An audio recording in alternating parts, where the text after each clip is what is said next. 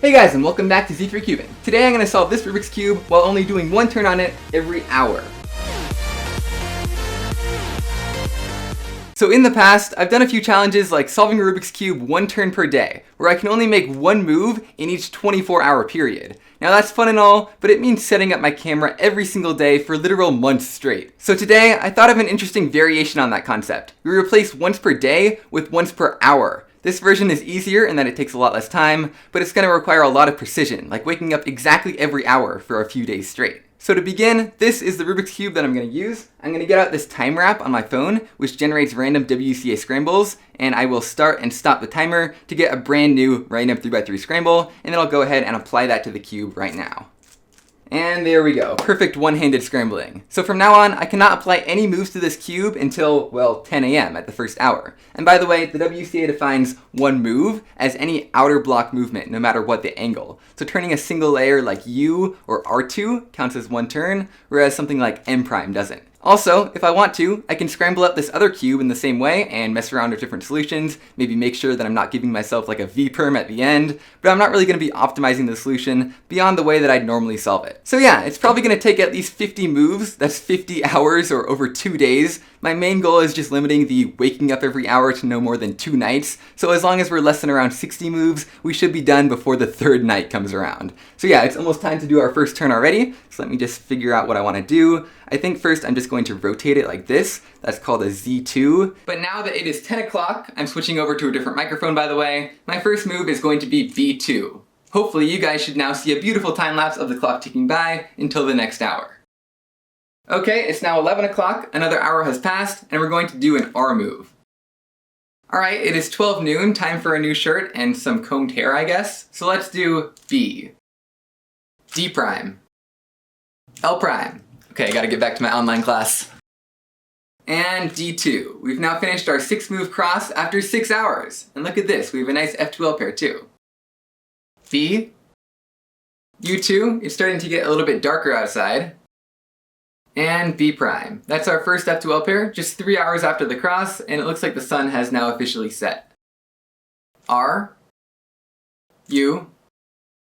R prime. It's now 9 p.m. I'm gonna see if I can get some sleep before the next turn. U prime. R. U. It is officially now midnight. R prime. There's our second F2L pair finally complete, and believe it or not, I am actually getting some decent sleep in between these moves. It feels like I'm getting interrupted from deeper sleep every single time. U. F. U. F prime. There's our third F2L pair. The last one looks pretty easy too. But man, these lights are bright at 5 o'clock in the morning. I'm keeping them on though, just for the sake of the time lapse. U. L prime. The sun is rising, but I'm going back to bed. The sun's up now. I guess I'm awake. I'm doing a B. L. And B prime. It's now 10 a.m. again, and we have finally finished F2L 24 hours later. Looks like we got a pretty easy OLL too. R prime. Another noon and another new shirt. Let's do a U prime. F. U. R. U prime. R prime. The sun has set once again. We're gonna do an F prime, and it looks like we're just one move away from finishing OLL. Now I'm going to finish this OLL and do the first move of the J-perm by doing an R2. U. R prime. Time again for some, admittedly very intermittent, sleep. F prime. R. U for our second midnight in a row. R prime. U prime. R prime. F. R2. U prime. Good morning. It's a nice -5 degrees outside. That's Fahrenheit, which is like -20 Celsius. It also snowed a little bit overnight. I'm gonna do an R prime.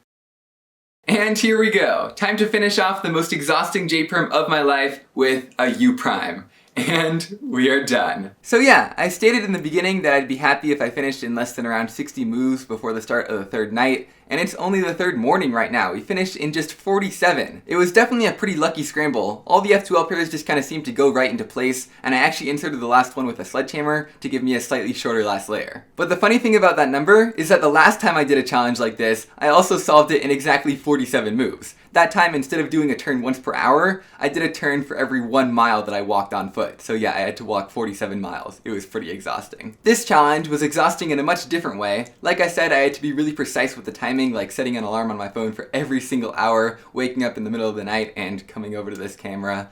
Yeah, I feel like I've never slept for so long and been so tired. But yeah, that's pretty much it for this ridiculous challenge. I really hope you all enjoyed, and definitely do not try it at home. I cannot wait to get a continuous night of sleep tonight. I'll see you guys next time.